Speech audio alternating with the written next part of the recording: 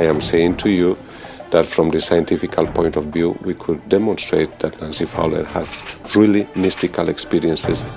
Miracles, can they happen? Or are they the products of overactive imaginations? Can ordinary people tap into the power to heal the sick? Are apparitions messages from higher powers? At the dawn of a new millennium, such questions are being asked as the need seems to be intensifying for the belief in miracles.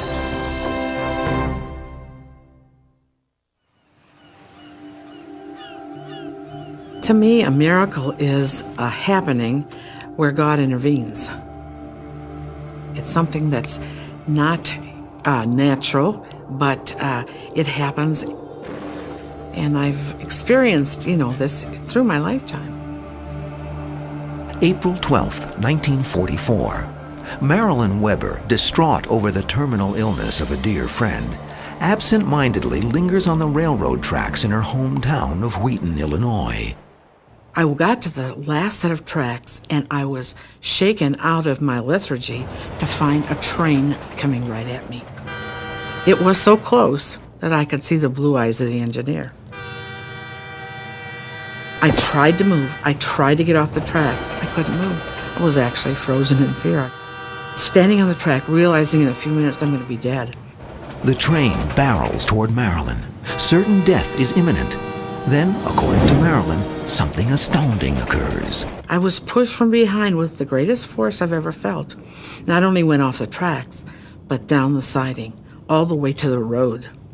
When I realized it was still alive, it was bloody but still alive, I thought I've got to get back up on that track and thank whoever saved my life. And I got up there, and there was nobody there. But in my heart, I had the realization that God had sent an angel, a miracle had happened, because my life was saved. In 1997, when 66-year-old Aida Warren is diagnosed with a brain tumor, she knows exactly what she must do. Immediately, I came here to the Holy Hill and lay down on the stone cross where the crucifix is and prayed to Jesus. I went back to have my test done again. And I was relieved when my doctor called me that the brain tumor was not there. Did Aida Warren receive a spontaneous healing? Did Marilyn Weber actually experience a miracle? Do these extraordinary kinds of events happen, or are they merely happenstance? I think happenstance is a thing that does happen. You're at the right place at the right time. Something happens, and you escape what you felt would be a sure death. The very notion of miracles stirs a fascination in people of all backgrounds and beliefs. Tales of miracles, visitations by angels, and miraculous healings have been woven into the fabric of human existence since our earliest recorded histories. The Bible refers to these remarkable abilities as gifts. The Bible itself does not say that gifts are just given for any reason. It says they're given as a sign to prove that the one working the miracle is speaking from God. Now, personally, I accept the fact that God still works miracles, and I believe I've seen some acts of healing. Angels have been making a comeback in popularity, and I think many people are looking for some form of guidance, and an angel is a preferable guide to a demon. And I think they are trying to find some direction forward, and the angel hopefully helps them in that quest. Some believe history's greatest healer and miracle worker was Jesus Christ. The Bible chronicles his many supernatural feats. He came to the pool of Bethesda. There were many, many people that were sick and lame there, he picked one. He picked the one that was the most deformed and crippled. And Jesus simply asked him, "Do you wish to be healed?" And Jesus said to him, "Rise, take up your pallet, and go on walking." And it says he literally leaped to his feet. The story of Lazarus is another example of Jesus' astonishing gift for miracles. As the tale is recounted in the book of John, chapter 11, Jesus pays a visit to his friend Lazarus, dead for 4 days, his body placed in a cave behind a heavy rock. He said, "Roll back the stone." And when they did, he simply shouted out, "Lazarus, come forth." And it said that he came forth wrapped in his grave clothes. And Jesus said, "Loose him and let him go." Jesus and his disciples are said to have performed numerous miracles and healings during their lifetimes. But the Bible is not the last word on this kind of extraordinary event. I have heard people say that miracles kind of stopped when all the apostles had died and Christ had died. There were no more miracles because miracles were needed only to begin the church. And from that point on, nothing like that ever happened. I don't believe that's true at all. History has shown that mystics, visionaries, and miracle healers often arise from the unlikeliest of places. This was certainly true for the celebrated Edgar Cayce. Cayce is born on a farm outside the tiny town of Hopkinsville, Kentucky in 1877. From an early age, he speaks of having visions and being able to commune with deceased relatives and angels.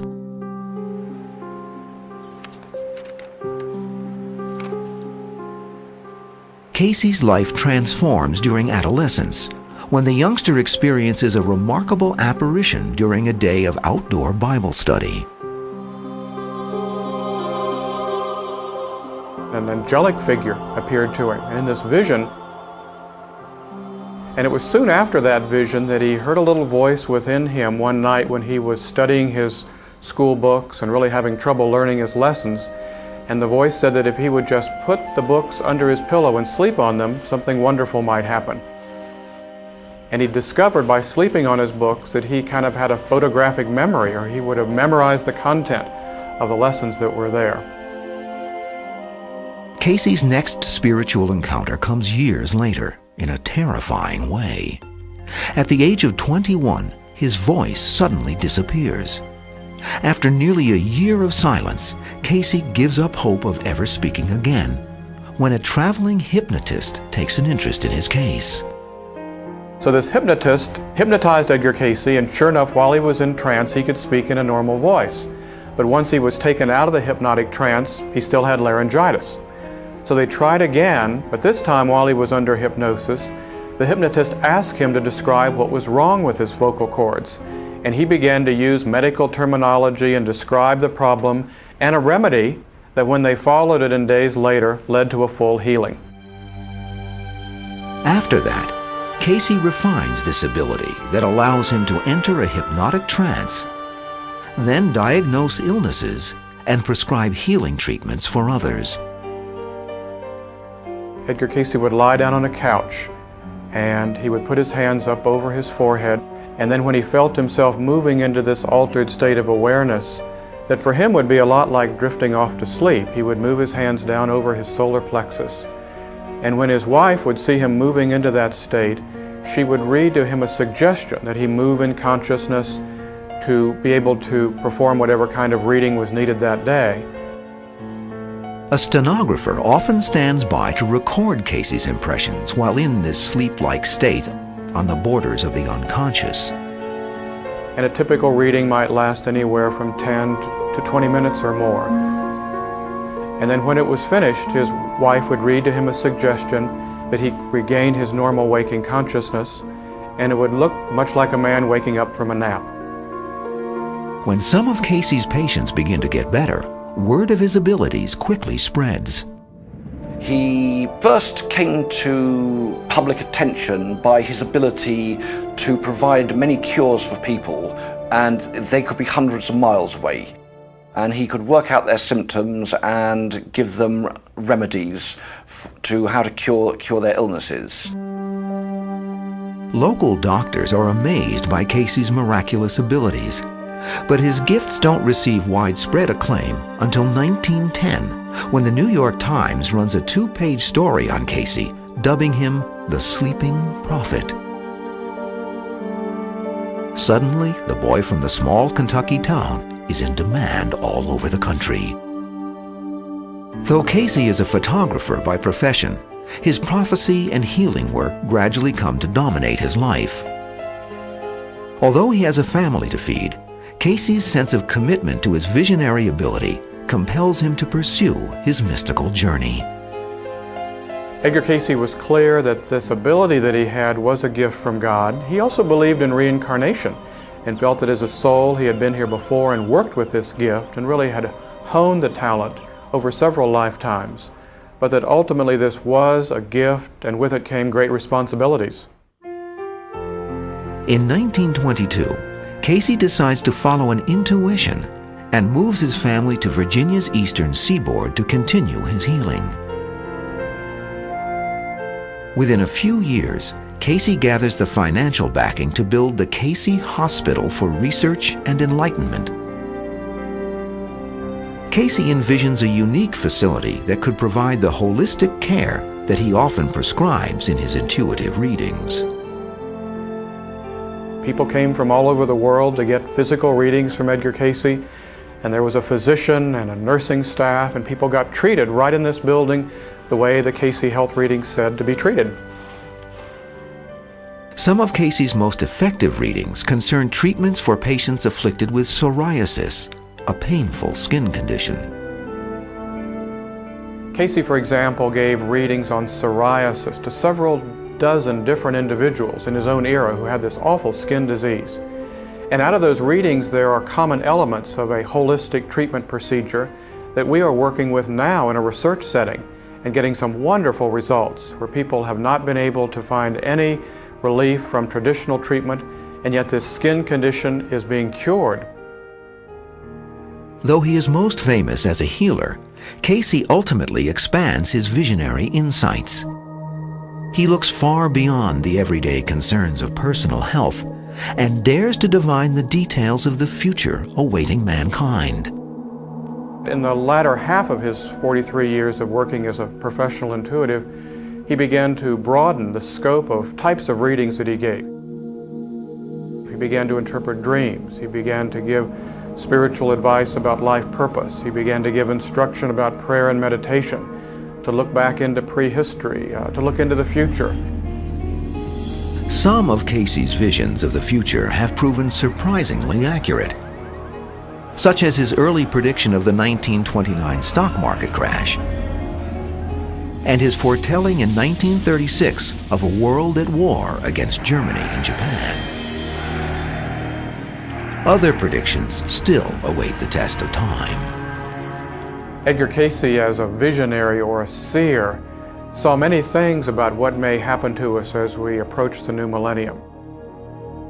He first of all spoke of a 40-year time of testing that would be just before the beginning of the new millennium, in which there would be many, many changes for our world, and we might gradually begin to see certain earth changes. Casey's prophecies carry striking messages and alarming warnings for those willing to listen. Casey describes a world racked by cataclysmic changes. He speaks of land arising, coming up out of the Atlantic Ocean. He talks about a shifting of the poles of the Earth, the rotational axis of the Earth. He also foresaw many interesting things for the turn of the centuries, including the return of the lost continent of Atlantis, major earth changes where great swathes of North America, Japan, and Europe vanish underneath the seas. The visions Casey detailed could already be well underway. Yet these predictions seem restrained when considered in the light of one of Casey's most startling dreams. He saw himself born again in the year 2158, so it was the 22nd century, and he was living in Nebraska as a boy, and he remembers in this dream that the seacoast came all the way to Nebraska. Despite the bleak outlook of Casey's prophecies, some experts caution that the visions do not offer a definitive outcome, but just one possibility of what our future can hold. And so in Edgar Casey's prophecy, there was always the sense that we are shaping and creating the future. And so even his visions of destruction for the world, or for parts of the world, I think were really just a way of him reading what was likely to happen if we continued down a certain pathway that he was afraid we might follow. There are others who remain unconvinced of Casey's healing and psychic abilities. I listen to Edgar Casey's stuff, and I've read a lot of his material, and if you look at it critically, you find so many holes in it that you begin to doubt the whole thing. Edgar Casey died in 1945. His fascinating yet controversial healings and prophecies still draw visitors to the Casey facility in Virginia. Here, believers and skeptics alike conduct research into the supernatural to determine if the humble mystic from Kentucky indeed knew which path humanity might follow.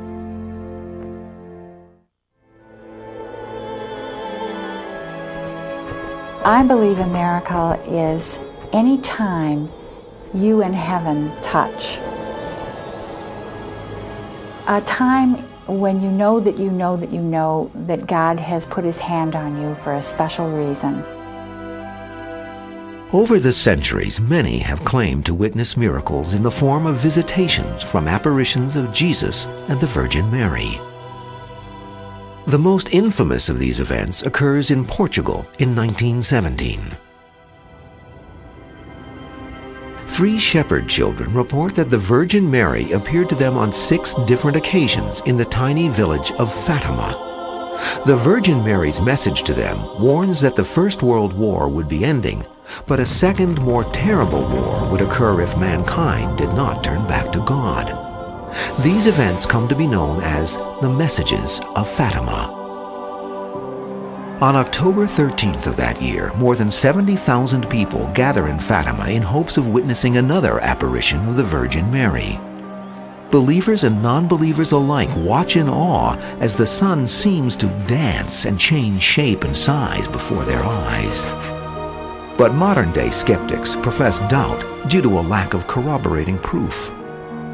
These people say the sun is spinning closer and closer to the earth, and on and on and on it goes. No observatory had any record of this. No one else saw it except this group of people there.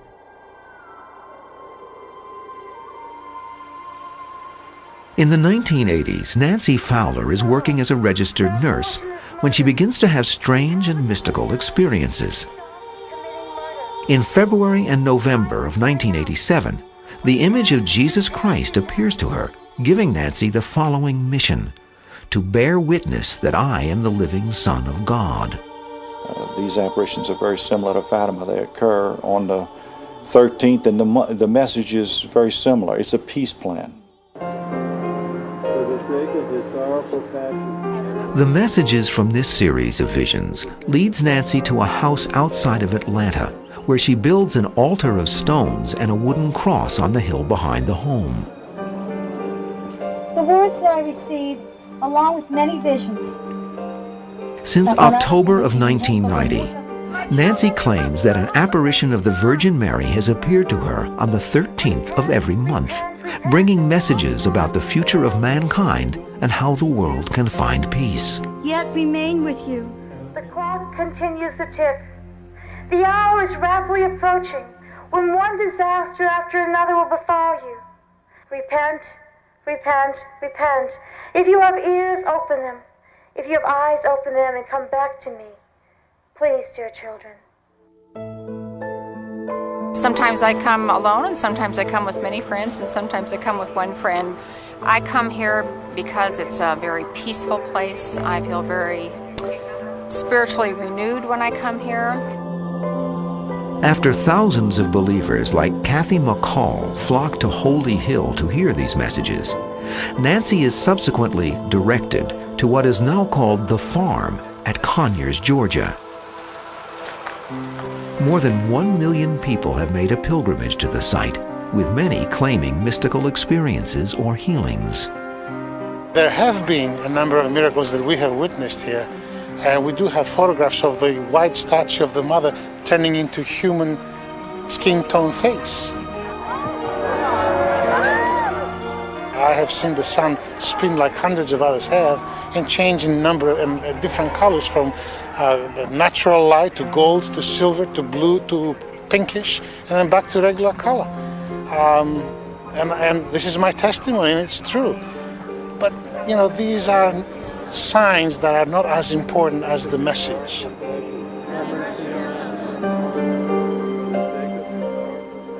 I've had so many metals and stuff that's turned gold in my hands. It's incredible.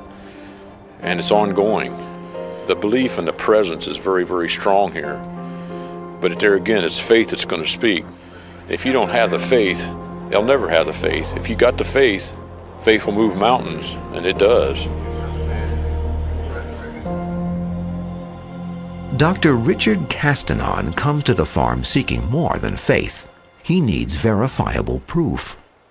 Well, I am a man who studies the brain, the behavior, and because I was atheist and I was curious in the case, I wanted to know what happens when a person says, I am seeing the Blessed Mother or Jesus. In 1993, Castanon is part of a team that conducts a series of medical and scientific tests on Nancy while the appearance of an apparition is taking place. Castanon is stunned by what he finds.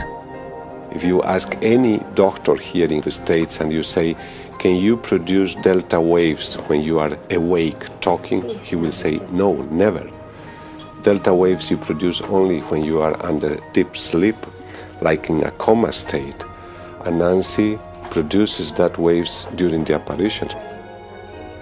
I am saying to you that from the scientific point of view, we could demonstrate that Nancy Fowler has really mystical experiences. In 1995, while visiting Bolivia, Nancy claims Jesus appeared to her saying, I will leave a sign of my presence in this country. The following day in Cochabamba, Bolivia, a statue of Christ begins to cry and bleed. These kinds of bizarre events and apparitions have occurred throughout the world. What I think is interesting about these Marian apparitions is that many of them have occurred in countries which are not Christian. Mary presumably appeared on the top of a mosque somewhere in the Middle East where thousands and thousands of people saw her, not one of whom was Christian. And her message was simply that she is coming for all people. Among the countless other sightings of Jesus and the Virgin Mary is one that has been appearing on the side of a finance building in Clearwater, Florida since December of 1996. Some claim it is a miracle. Others offer another explanation. Well, what it is an image cast by oils and waters from the sprinkler system and palm trees in front of the building that looks like the Virgin Mary, and there in the parking lot you'll see people there to be healed in their wheelchairs and so on. To cynics and skeptics, these so-called miraculous visions are easily explained away. But for true believers, they are occurrences that must be heeded and respected. We've witnessed miracles. We've seen things happen to people both physically, spiritually, and oftentimes there isn't any explanation other than miraculous. So you don't really end up with much choice except to believe after you see certain things take place. The race toward the millennium has triggered an explosion of interest in the mystical realm. As the New Age movement rockets to prominence, it makes headlines and front-page news. The 1987 Harmonic Convergence provides a flashpoint for the growing spirituality movement. It is a celebration of the coming transition from the Piscean to the Aquarian age, defined as a time of peace and enlightenment. Then in the mid-1990s, author James Redfield writes the runaway bestseller, The Celestine Prophecy. Redfield's fictional book of spiritual discovery includes guideposts for the secret to life and suggests that spontaneous healing, intuition, energy fields, and other paranormal phenomena are natural and increasingly a part of the way humans have always been destined to live. The principles outlined in Redfield's chart-topping book are in many ways embodied in the spiritualist camp of Cassadaga, Florida. Founded by trance medium George Colby in 1894, the camp is the oldest such establishment in the southeastern U.S. and is on the National Register of Historic Places. Here on 57 acres of land, nearly 100 mediums and spiritualists conduct daily healings of visitors and lead studies of reincarnation, mysticism, astrology, and other topics. It began when founder George Colby was led to this campsite by what he claimed were supernatural forces. He was a trance medium and traveled around the country. In a vision, he was told that he would found a community for like-minded people in Florida. Colby was known as the seer of spiritualism, a belief system that present-day faithful describe as part science, part philosophy, and part religion. Spiritualism is characterized by a firm belief in life everlasting. According to the mediums of Cassadaga, early spiritualist Colby was a trailblazer in many respects. As a trance medium, he was actually a person that was pioneering and illuminating people that there is life hereafter. And the prime directive, I suspect, at that time was to give messages of encouragement and of guidance. Though Colby soon scaled back his own medium work, the camp he established later became a focal point for a growing movement of spiritual seekers. By the 1920s, most of the homes currently on the site were constructed. And as the years passed, the needy, the afflicted, even the skeptical began coming in droves. Today, the spiritualist camp at Cassadaga, a Seneca Indian word for rocks beneath the water, is home to dozens of licensed mediums who perform healings on visitors. The community is strict about maintaining standards for its mediums. In order to become a medium here in Cassadaga, you go through many years of study. You have to go through the curriculum, plus you work on demonstration. And there are 3 committees that you have to pass. You also have to give evidentiary proof of your gift, which is judged by the certification committee, and then the ministerial council looks at the ecclesiastical side of what you're doing and who you are. So it isn't something that just happens here, and we have mediums here who have studied for 12 to 20 years before they become certified. All of us have that instinct to a certain extent in this energy. It's how we choose to use it. We all are at different levels at different times.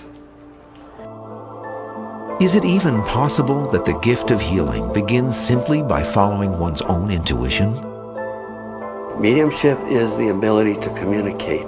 Each and every one of us have that ability. We have that gut feeling.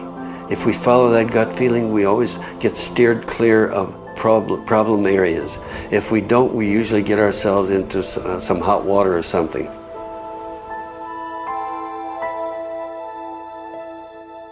Many of the mediums living and working at Cassadaga have inspiring and astonishing stories to relate about healings that have supposedly occurred at their camp. A girl came in that had scars on her hand. She was about a 12-year-old girl, and I mean, she had bad scars. I had her hold her hand out, and I visualized the scars going away. And we held there for about 5 minutes. And when she withdrew her hand, the scars were gone. I think that might be classified as a miracle at that time, but now I know it's a function of natural law, because we were both visualizing it to be cleaned and cleared. Yet even though the mediums at Cassadaga can cite success stories of miraculous healing, they caution their visitors not to abandon conventional medicine. I want you to go to the doctors. If you need to go to the doctors, I'll be right with you on that. But also, if you've been to the doctors 100 times and they're not going anywhere, I want you to come to me also. And let's see what other path you might want to adventure to. Because, you know, there's all kinds of healing out there. And usually I'm called in when the medical field can't figure out what to do. More than 70,000 visitors pass through Cassadaga each year. Not all of them arrive with an open heart or mind, yet the unique experience of visiting the camp often changes them. One of the amazing things is that the people who come, the skeptics who come, leave believers. We're not here to convince you, we're here to serve where we can. The mystics and mediums of Cassadaga see the coming millennium as a time of great spiritual awakening and healing, not necessarily a time of catastrophe and destruction. I personally believe in the divine law, and I do not feel that there's going to be a big disaster thing that's going to wipe out all. We have disasters, that will always be, but the year 2000, the new millennium coming in, will be a lot what people want it to be and thoughts. The mediums of Cassadaga claim that life is eternal and that higher intuition and the power of healing can be harnessed by all of us.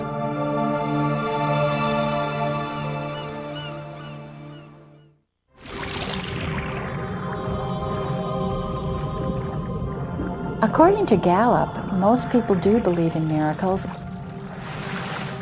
And more interesting, most people have begun to believe in miracles over the last decade or so.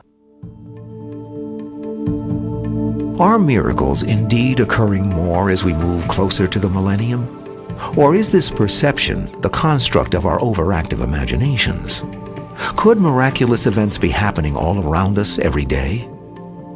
I think people often miss the miracles in their lives because they're probably looking for huge things, or because they feel unworthy to even ask. Miracles seem to take all forms, from the most unfathomable coincidences to astounding twists of fate. Some seem to have no possible rational explanation, or perhaps they do. Miracles are, by their nature, an amazing happening which can't be explained at that moment in time, but with the benefit of study and hindsight, they do become they may well have rational explanations. Still, many researchers feel that even scientific explanations do not explain away all of these events. I think the danger of modern science is that it's become a kind of religion in its own right. Science has got too big for its own boots. It is a valuable part of our lives, but it needs to be cut down to size, and we need to realize that there's so much else out there which is not accessible to science.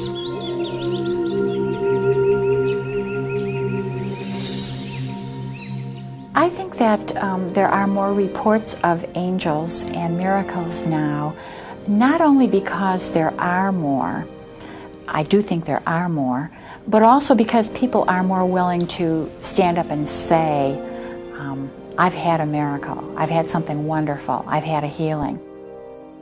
I think that the stigma or fear of sharing such things is kind of gone. During the past several decades, numerous books, magazines, and newsletters have chronicled events that have come to be called modern medical miracles. Author Barbara Schliemann claims to have witnessed one while she was caring for a woman named Shirley, who was dying from liver disease. My first experience with miracles, I was working as a nurse in a small hospital in northern Illinois, caring for a woman who is in her early 30s, was dying of alcoholic cirrhosis of the liver. And I remember how difficult it was to care for her because she was in a coma. Doctors believe Shirley has less than 24 hours to live. Barbara becomes surprised when a fellow nurse approaches her with a distinctly non-medical idea. She said, "You know, I don't believe that Shirley's supposed to die this way. I believe in miracles, and I believe that if we pray for her, that everything would be all right." Well, I thought that was the most irrational and unscientific thing I had ever heard another nurse say.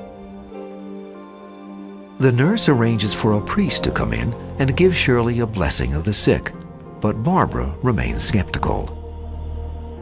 All night long, I wrestled with myself. You know, should I have stopped that from going on? Shouldn't I have taken more time to talk to the husband about his wife's death? Came back on duty the next day at 11 o'clock. As I was walking down the hallway, I went past Shirley's room, and I noticed that somebody was sitting up in the bed, and I said, "She expired during the night. We put another patient in there." And then I looked a little closer. It was Shirley sitting up eating. And this was a person we'd been feeding intravenously for 6 weeks. She's eating, she's talking to some of the nursing staff and her husband. Even Shirley's doctors are awestruck at her overnight recovery. One physician said, "We didn't do this, God did." And he was the first one willing to qualify this as a miracle. She went home from the hospital 3 weeks later with a new liver. It had completely regenerated, and it wasn't a liver transplant. God had given her a new liver. Is this a miraculous healing or simply an extraordinary recovery that modern science cannot yet fully explain? Author Joan Wester Anderson tells of another alleged medical miracle that happened to a friend of hers. Jean Doctor had a beloved husband who had never been sick a day in his life. And one day he came down with a mysterious malady. Jean's husband has fallen into a coma. Doctors warn her that the end is near. Late one night, Jean is holding vigil in her husband's room when she is startled by a strange elderly woman. She said, "We need to sit Brother John up because we're going to give him communion." Well, Jean thought, Brother John? Her husband's name was John, but Brother John? And who is this person? And did people in intensive care even get Holy Communion? And how did this woman know that John was Catholic? And all these questions went through her mind, but the biggest one was, well, John can't sit up, he's in a coma. Well, strangely, she kind of pulled John and he sat up. He received communion, the woman blessed him and said, "You'll be fine," and kind of wafted out of the room. Later, Jean is shocked when she speaks to one of the nurses on duty. The nurse said, "I've been sitting here the entire time. I can see all of these doors, including yours. No one's been in or out of any of these rooms. They're not permitted to." And when she went back into the intensive care unit, her husband was sitting up. The color was back in his cheeks, and he asked Jean, "Why am I here? I want to go home." Well, they never did find out what his illness was, and they never found out what cured it, except Jean said she never got a chance to thank that angel, but she thinks the angel knows. Angels? Medical miracles? Or did these people harness the power of the mind? The body has the potential for healing itself. There's a great deal to be said for positive thinking. And of course, faith is a positive thinking. It says that something can happen and the body may respond, or the mind and the body respond. And of course, some medical diseases go into reversal automatically. So I think there are good naturalistic explanations for these healings. Science may never be able to fully explain some of these extraordinary occurrences. Yet even for true believers, some of these incidents must be examined fully and completely before they are pronounced as miracles. I think that a healthy skepticism is good.